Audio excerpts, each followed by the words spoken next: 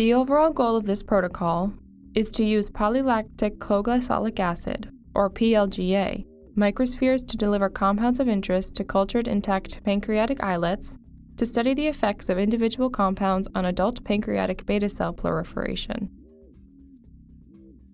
This method can be used to test a variety of compounds delivered locally in a sustained release manner to intact islets. The main advantage of this method is that it can be easily adapted for alternative delivery biomaterials, compounds of interest, and endpoint assays.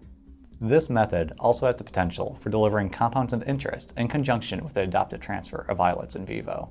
Demonstrating how to make the PLGA microspheres will be Taylor Kavanaugh, a graduate student in my laboratory.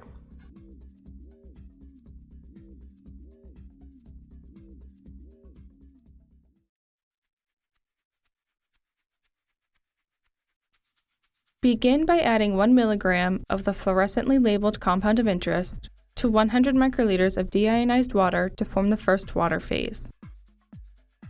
Next, dissolve 65 milligrams of PLGA in 750 microliters of dichloromethane in a scintillation vial, and ultrasonicate the mixture for 10 to 30 seconds at 160 watts to completely dissolve the PLGA.